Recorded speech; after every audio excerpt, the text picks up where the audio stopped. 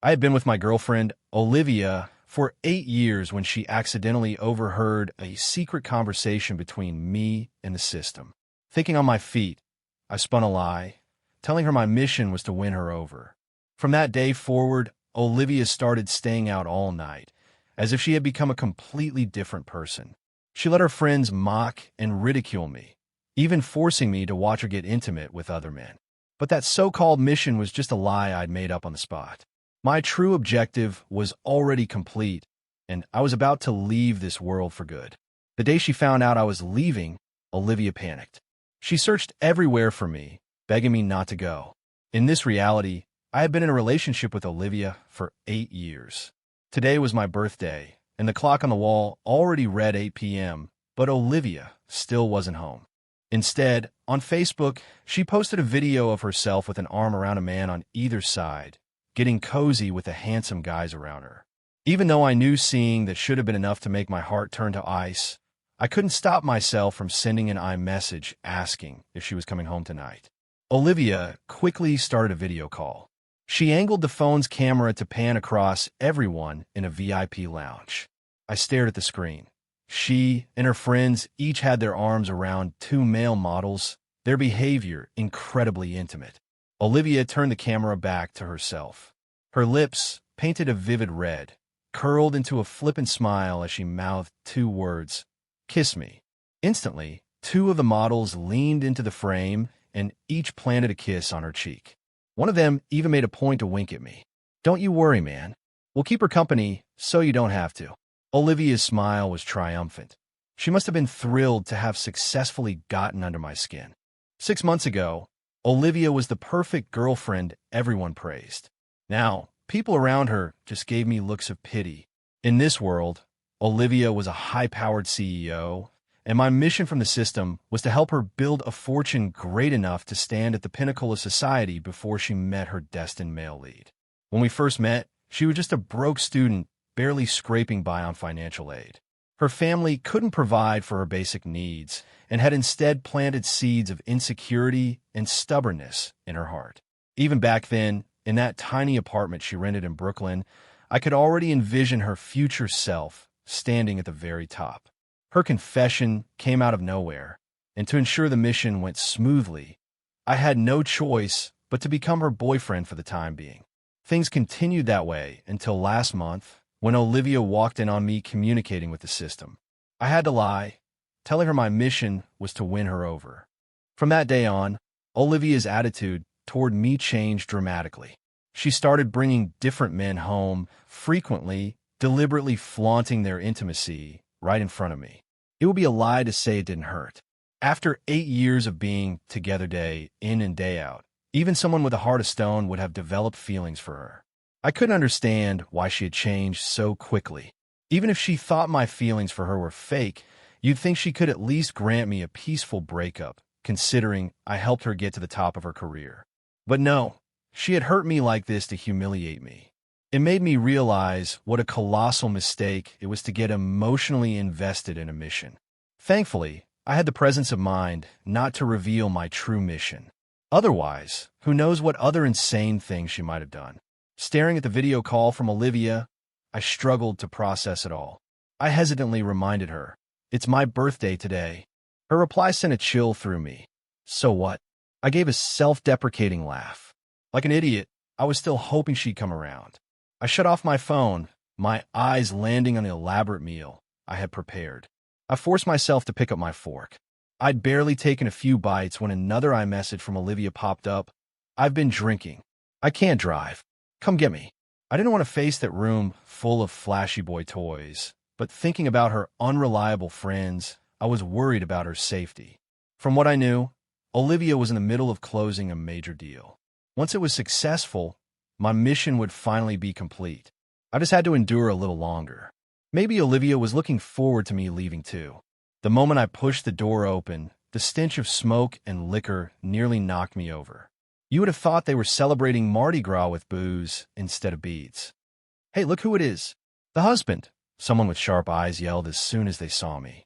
The announcement was followed by a burst of loud laughter from the group, laced with a kind of mocking banter I couldn't quite place. This crowd got on my nerves. They were Olivia's fair-weather friends, the kind who only got together to kiss up to her. I had no idea what she saw in them. At first, they used to be polite to me, but now that they knew there was a wedge between Olivia and me, they'd started using me as the butt of their jokes. "Her man is so open-minded," one of them sneered. "Look at Olivia, surrounded by all these handsome gentlemen, and you don't even seem the least bit jealous." Of course I was angry, but showing it would only give Olivia the satisfaction of seeing me squirm, so I kept my expression neutral. The lounge was dark, and I couldn't make out Olivia's expression clearly, but I caught the corner of her mouth twisting into a cold smirk. She had told me to come get her, but this party showed no signs of winding down. With nowhere to sit, I was forced to stand off to the side, enduring the mocking and teasing stares that washed over me. Did Olivia really call me here just to humiliate me in public? I couldn't take this pointless frustration anymore, so I asked her, "When are you planning on going home?" Even with the music blasting, Olivia glanced sideways at me. She'd clearly heard me, but deliberately turned to talk to someone else, leaving me hanging. At this point, I could have screamed in her ear, and she would have pretended not to hear.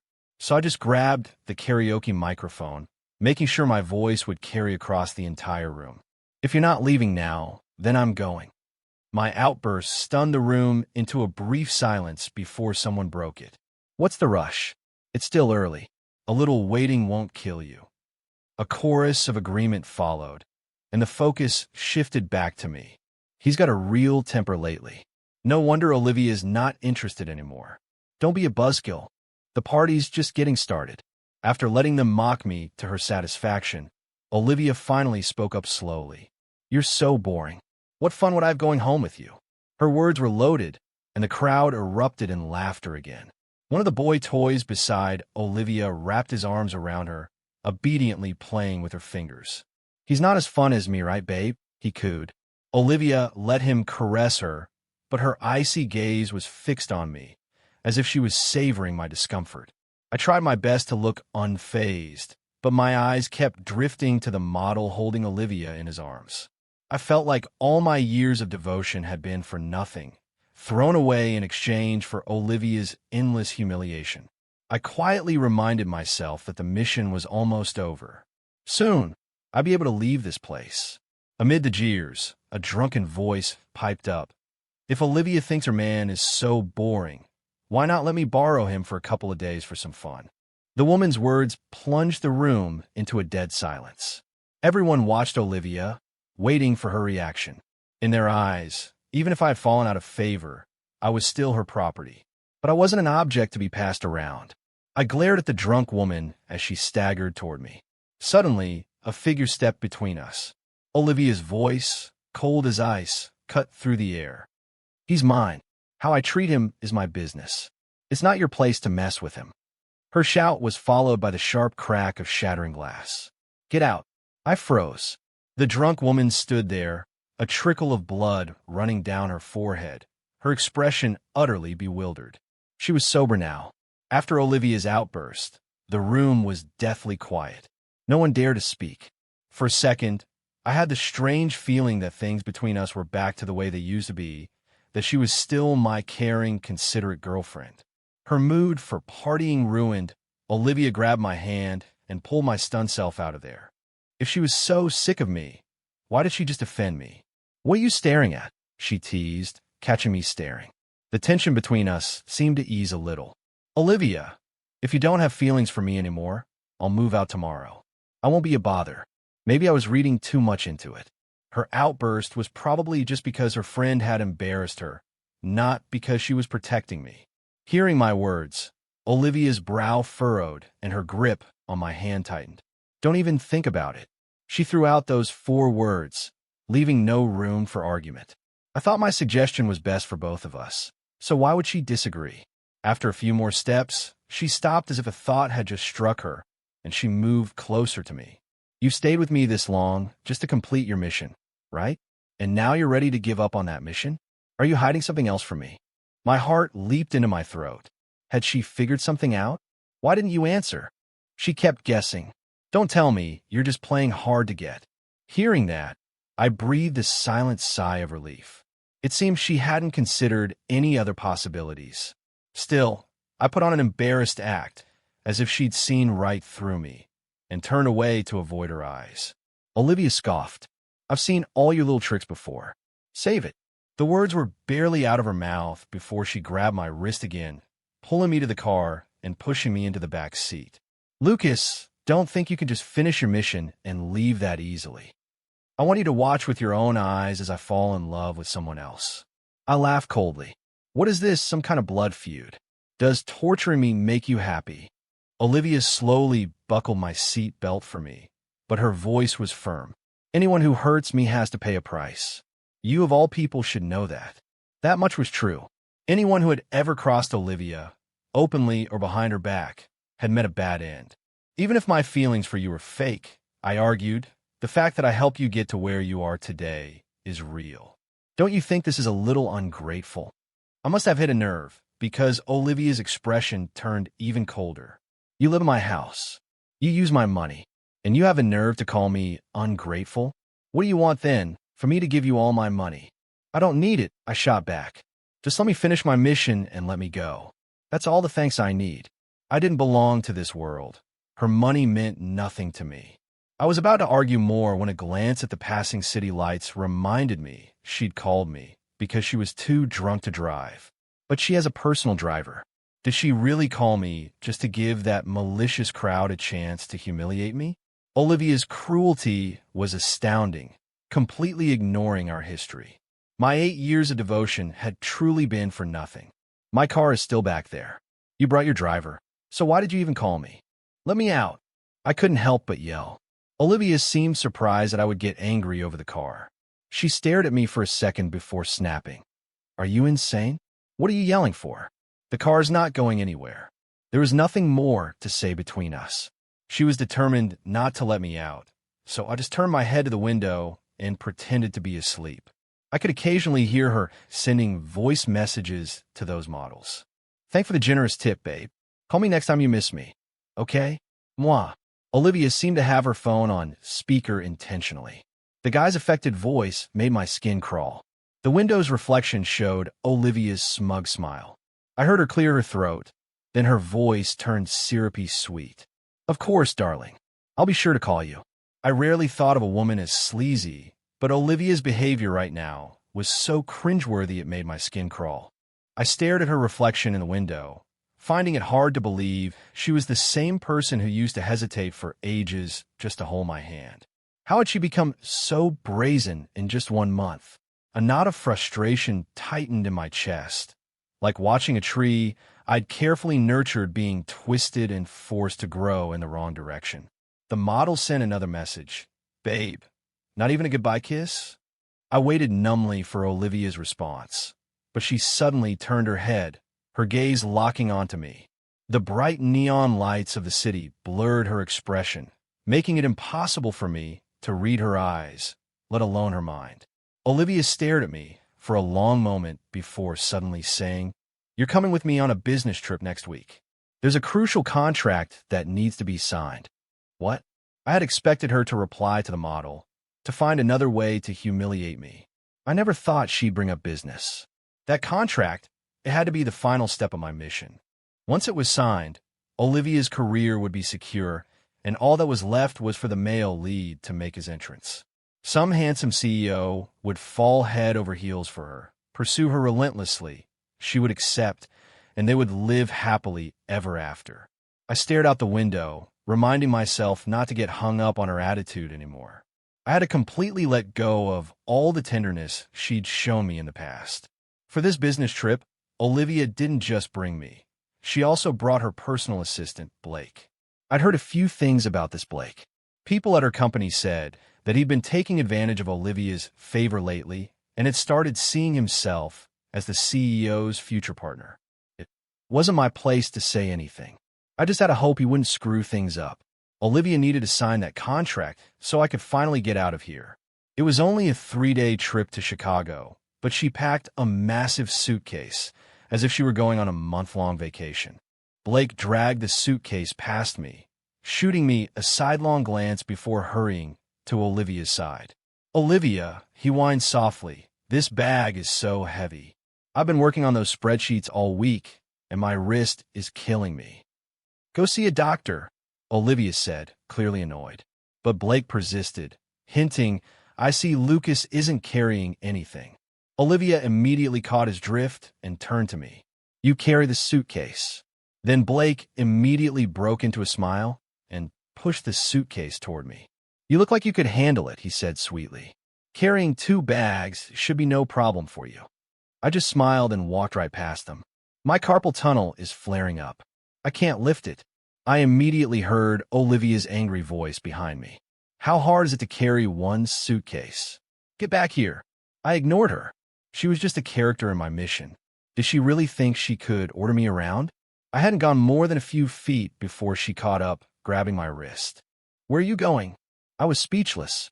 Where else would I be going besides the hotel?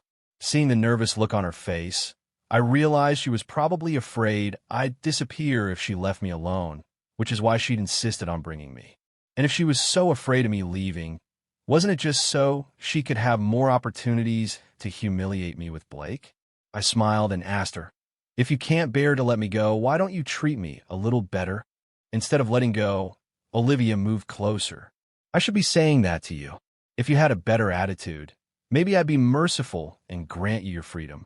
Olivia was about to say something else, but she was cut off by Blake, who came rushing up, dragging the suitcase and complaining about how tired he was. In the end, I was the one who had to carry the bag. Then Blake managed to twist his ankle on the way down the stairs and insisted that he needed Olivia to help him walk. I didn't have time to figure out if his injury was real or fake. The networking event was that evening, and nothing could be allowed to jeopardize the contract negotiations. Using his injury as an excuse, Blake logically passed all of his assistant duties onto me. His intimate behavior with Olivia even earned a comment from the front desk clerk during check-in. You two make such a lovely couple. Olivia didn't react, but Blake was beaming. The clerk only looked confused when she realized they had booked 2 separate rooms. Then her eyes landed on me, pushing the luggage cart, and a look of dawning comprehension crossed her face. The way she looked at me after that was full of insinuation. Blake's injury meant he couldn't accompany Olivia to the event. And since he couldn't stand the thought of me being alone with her, he used the excuse of needing someone to look after him to keep me at the hotel. So Olivia had to go alone, leaving Blake and me to stare at each other in the room. I was planning to go out and grab a bite when Blake suddenly spoke. You and Miss Thorne aren't officially married, are you? If she dumps you, you'll be left with nothing. He must have thought I was no longer a threat to be so concerned with my future. But that fame and money were things he wanted, not me. The only thing I wanted was to finish my mission and get out. I scoffed. I couldn't care less. If you want it all so badly, be my guest. Olivia and I were already puppets in a system script. What made this insignificant side character think he could get whatever he wanted? Blake frowned, then let out a sarcastic laugh. Don't act like you're above it all. You're just bitter because you can't have it. I heard you've been with her for 8 years, and what did those 8 years get you? Nothing compared to what I've gotten in 1 month. I was unfazed, a dismissive smile playing on my lips. Oh, really? So which mansion in the Hamptons do you live in? Maybe you can show me around sometime. My question made Blake's face darken instantly. I pressed on. If Olivia is so infatuated with you, how come she hasn't bought you a single decent suit? I deliberately lifted my wrist, letting the designer watch on it catch the light as I dangled it in front of him. Blake gritted his teeth and grabbed my arm, his eyes practically burning a hole through the watch face. I couldn't pull my arm away, so I just grinned wider. Never seen one up close, have you? Go on, you can touch it. That made him let go instantly, though he was still defiant. You won't be smug for long. You can count the number of times she's even been home this month on one hand.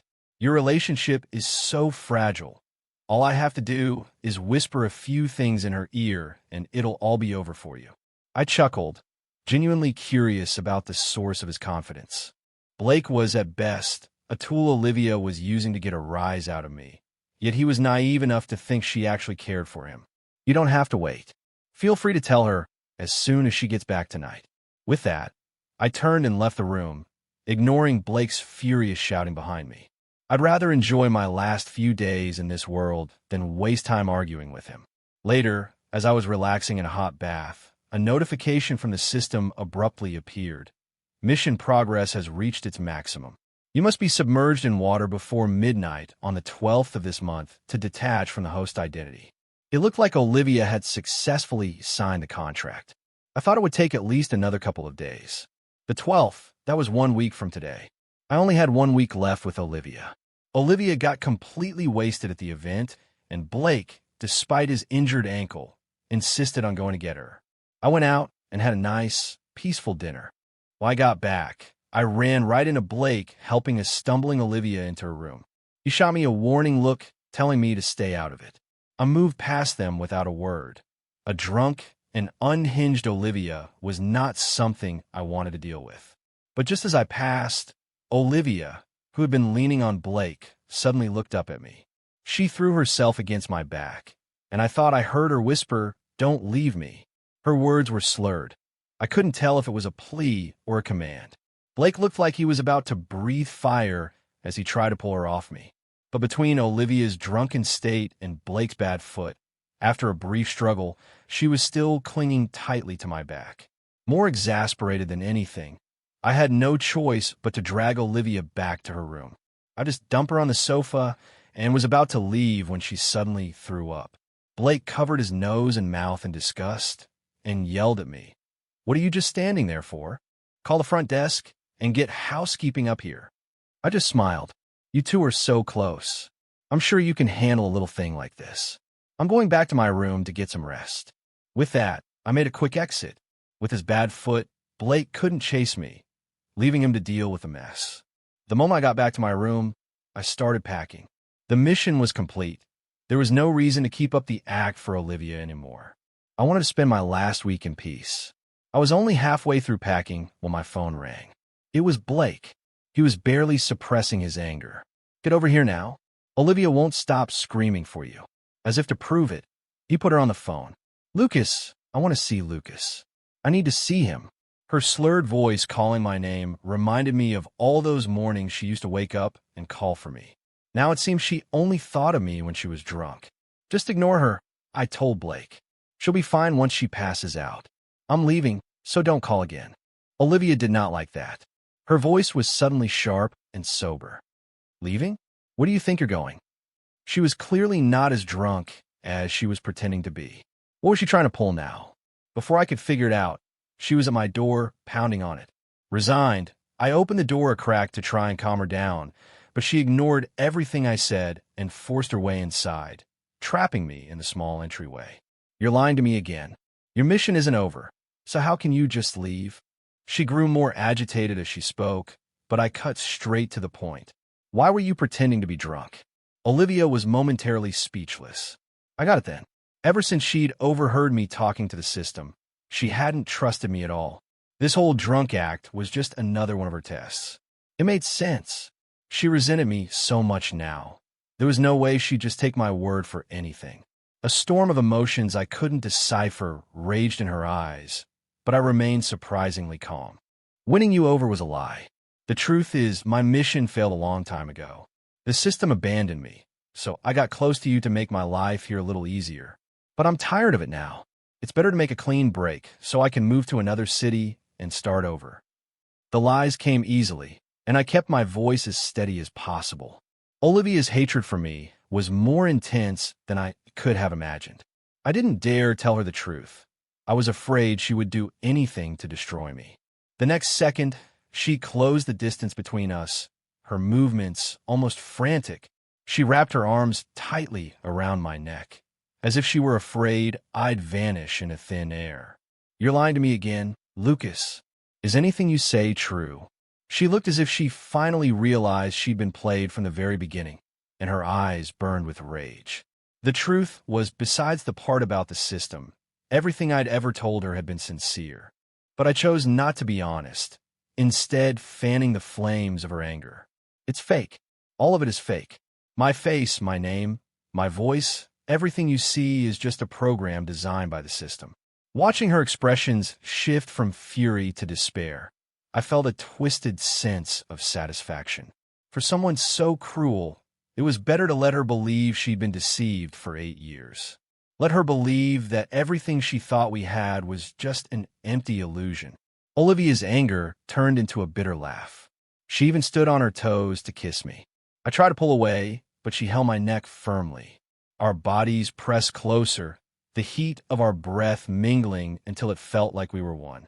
Her eyelashes trembled, and I could see tears welling beneath her closed eyelids. When she finally opened them and saw my calm expression, the fire in her eyes died out instantly. Olivia became calm again, but it was a calm filled with utter despair. But I just laughed. Olivia, have you ever considered that one day you'll have no one to take your anger out on? It doesn't matter how much you hate me. It won't work. You can't make me stay. I stopped looking at her, stepped around her, and went back to packing my suitcase. From behind me came the sound of shattering glass, followed by her unhinged laughter. Don't worry, Lucas. You said it yourself. The system has abandoned you. That means no matter where you run, I will find you and bring you back. Olivia advanced on me, her feet crunching on the broken glass. I love you, so I'll never let you go.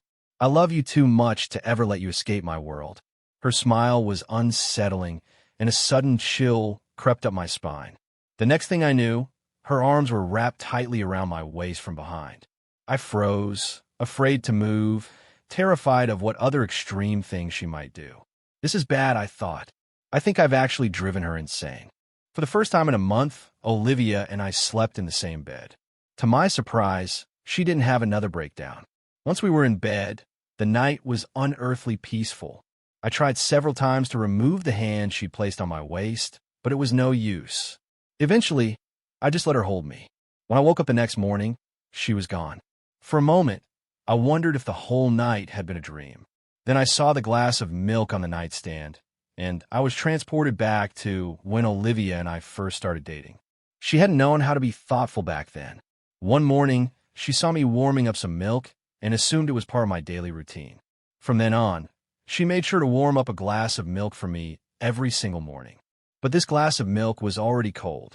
Maybe it had just been too long, and she'd forgotten the little details. I stared at the milk, a complicated feeling stirring inside me. When I heard a sound outside the door, I quickly shut my eyes. Peeking through my lashes, I saw Olivia come in and take the milk. Of course, I was just being sentimental. The milk had been for her. I buried my face back in the pillow and started plotting my escape. If Olivia had another breakdown, my chances of getting away would be practically zero. Maybe staying with her was the safest option. As I was mulling it over, Olivia's soft voice sounded beside my ear. Are you awake? I turned my head to see her gently placing a warm glass on the nightstand. The light from the window behind her obscured her face, but I could sense the softness in her eyes and the smile on her lips. She looked just like the woman I remembered from all those years ago. I asked her if she had warmed the milk twice. She said she had. I asked why she didn't just wait for me to wake up to warm it. She said casually that she wanted it to be the perfect temperature for me the moment I opened my eyes. I found it harder and harder to understand her. Do you even remember how you've been acting these past few days? You let Blake dump all the luggage on me. You let your friends mock me at that club. So what's this new act? Did you figure out I can't leave and decide to try a new game? I sat up in bed to confront her. I'm taller than she is, and from this angle, looking down at her, her eyes seemed almost innocent. She had become so unpredictable. I could only assume the worst. Was she trying to weave some kind of gentle trap, waiting for me to fall for it so she could humiliate me all over again? Olivia's only reply was, I'm sorry.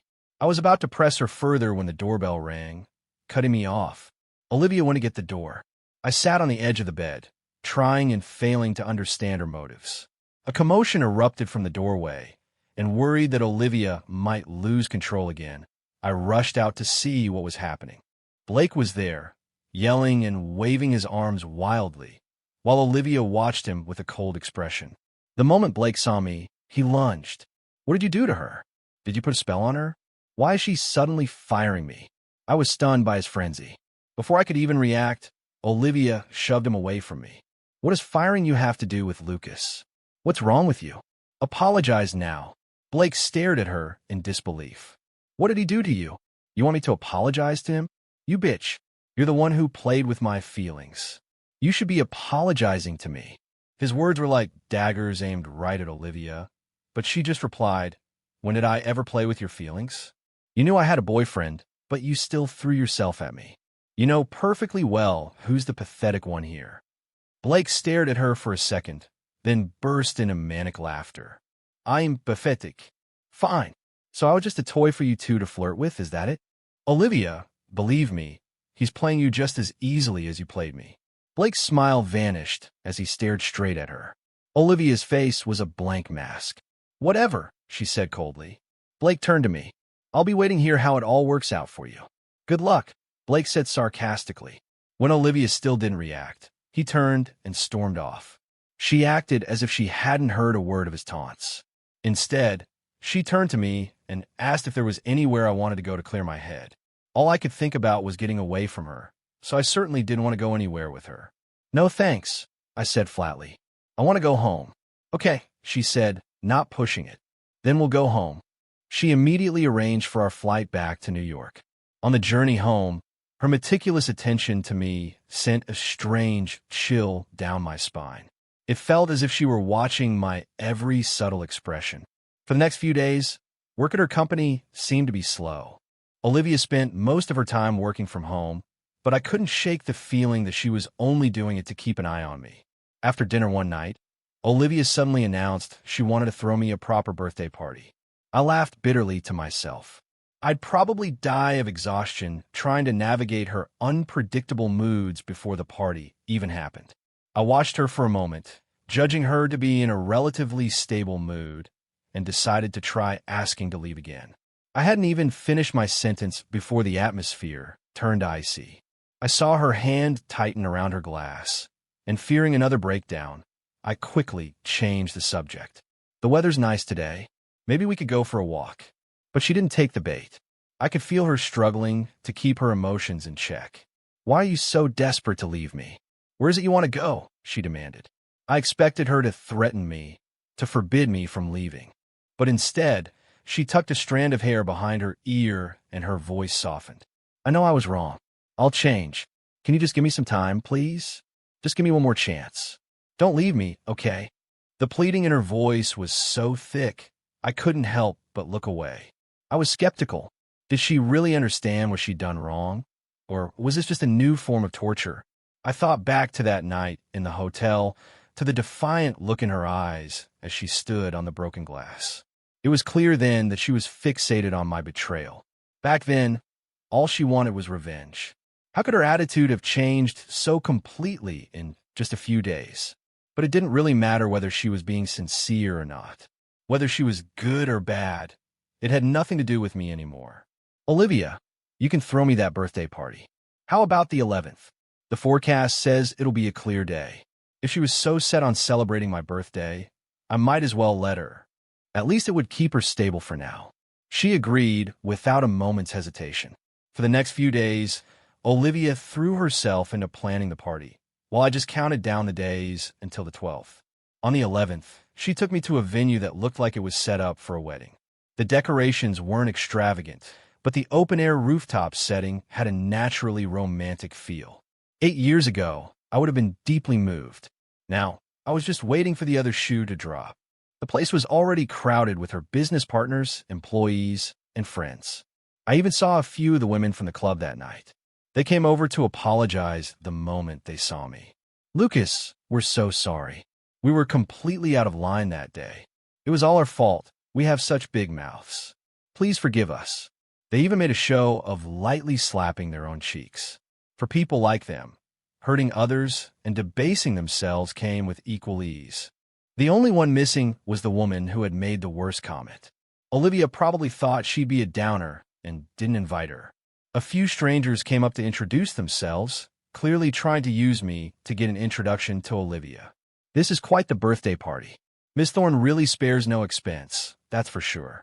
I'd heard rumors that she and her boyfriend were on the rocks, but I guess this is her way of setting the record straight. Who knows what's going on with them? All I know is we got the afternoon off. Olivia said she had to go get something ready, so I found a quiet corner and listened to the chatter around me. Suddenly, music started to play, and a group of musicians walked toward me, surrounding me in the center of the crowd. I was at a complete loss for what to do. After they finished the piece, the musicians parted, revealing Olivia standing behind them. She had changed into a long white dress, the same style she'd worn the day we first met. What was she planning now? Did she really think changing her dress would let us go back in time?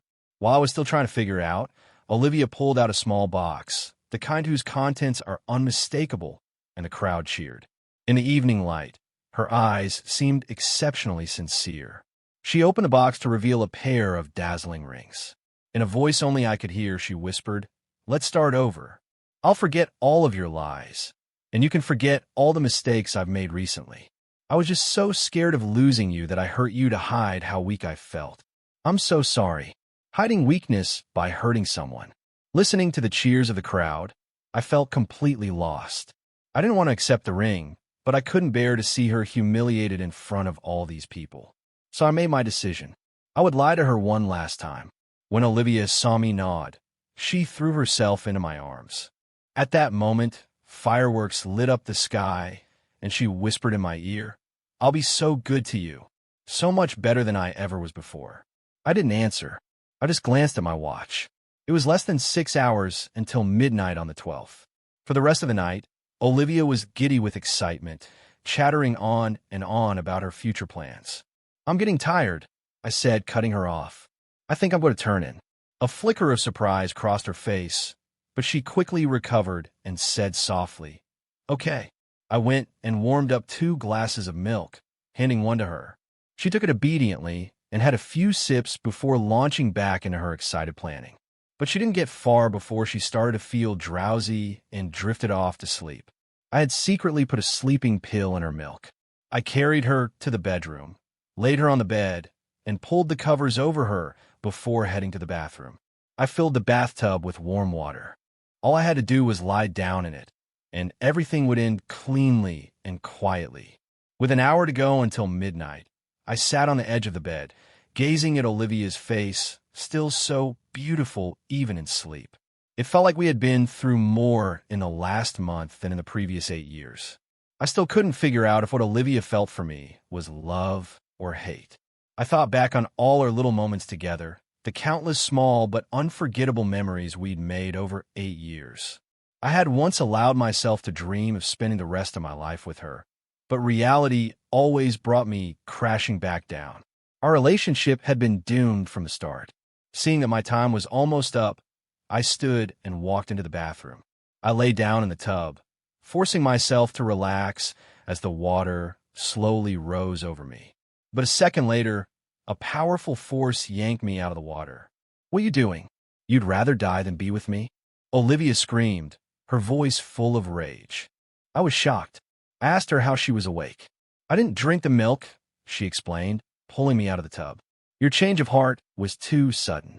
I'm sorry, but I just couldn't trust you." She tried to pull me toward the bed, but I resisted. I sighed. It was time to tell her the truth. "Olivia, I've been lying to you ever since you found out about the system. My only mission was to help you with your career. The contract you signed last week was the final step. My mission is complete, and today is the day I have to go back. Whether you love me or hate me, please just let me go. I don't belong here." Olivia stared at me, stunned into silence for a long moment before she exploded. "No, you're lying to me again. I don't care what your reason is. I won't let you go." Ignoring the fact that I was soaking wet, she threw her arms around me, holding me tight. I glanced at the clock, starting to get anxious. "Olivia, look at me." I pushed her away firmly, trying to get her to calm down. If I really wanted to kill myself, why would I bother making up another lie? "You believe me, don't you?" "I'm not listening." "Stop talking." She cut me off, and I saw that she was crying. Her tears felt like they were striking my own heart, but I had to keep going. Even if you don't accept it, and even if you're the main character of this story, you can't change the system's rules. Go drink that milk. Get some sleep. When you wake up, you'll meet the man you're supposed to be with. Olivia stared blankly for a second before her voice turned pleading. She grabbed my hand. "What man I'm supposed to be with? I only want you. Please, Just tell me what I have to do to make you stay. She wrapped her arms around my waist again, her voice choked with sobs. Why don't I understand what you're saying?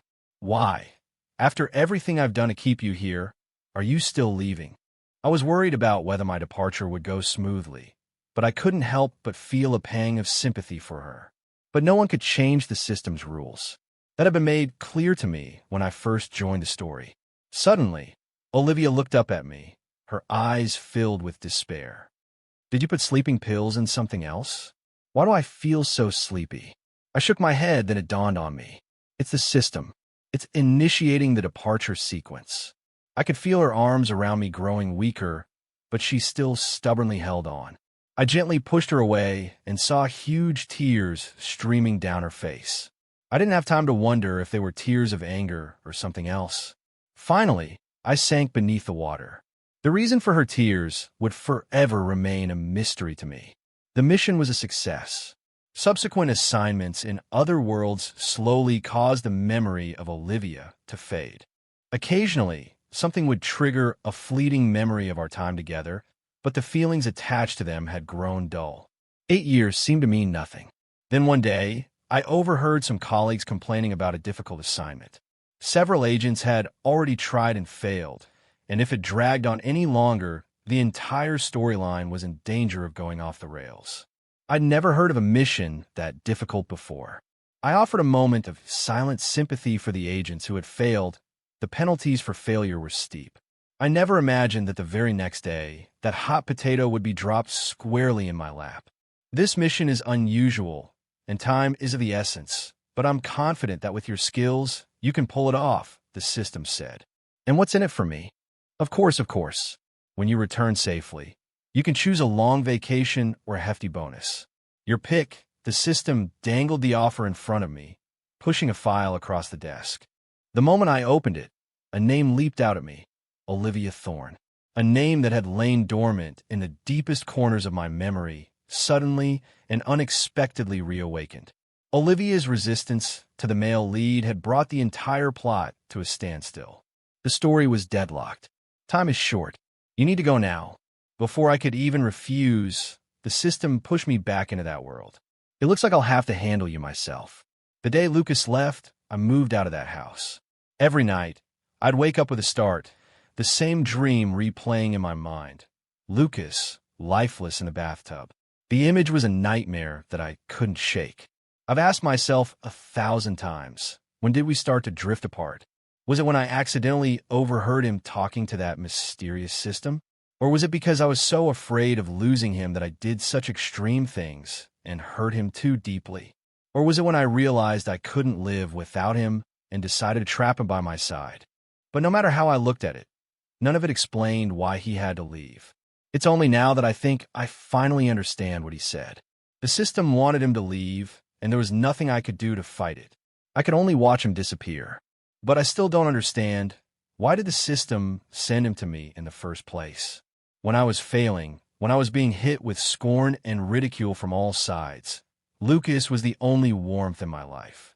How am I supposed to fall in love with some so-called destined man after that? He gently accepted my volatile, extreme temper. No matter what, he never left my side. I was naive enough to believe he was a gift sent to me by fate, only to be told now that everything about him was an illusion. How much it was real? Did he ever love me at all? Ever since I learned about the system, these questions have haunted me day and night. I'm not looking for a definitive answer. I'm just searching through my fragmented memories, looking for any proof that his love for me was real. It wasn't until Lucas disappeared from my world completely that I finally understood. How could anyone have been so gentle with me for no reason? Whatever his original purpose was, the time we spent together couldn't have been fake. It's just that back then, I couldn't accept that he had to leave, so I tried to hold on to him by pushing him away. And in the end, we both got hurt. Looking back on it now, all the absurd things I did to try and make him stay seem laughably childish. Before he left, Lucas said I would meet my true male lead in the future. And for a while now, there's been a man who keeps showing up around me. He keeps changing his personality, his backstory, trying every trick in the book to get close to me. Whose plan is this? Who is on some strange new mission now? He said we couldn't fight the system. If the system can control my life, why doesn't it just write a program to make me fall in love with this guy? Why go to all the trouble of sending all these different suitors? It's giving me a headache. The day a heavy rainstorm hit the city, a man suddenly appeared in front of me, asking if I wanted to buy an umbrella. I couldn't help but laugh, and my thoughts immediately went to Lucas. The first time we met, he had asked me if I needed an investor. In that moment, the two completely different faces began to merge in my mind's eye. I knew with a certainty I couldn't explain that the man selling umbrellas in front of me was Lucas. He had told me his face, his name, his voice, all of it could be a disguise. But his soul, that had to be real.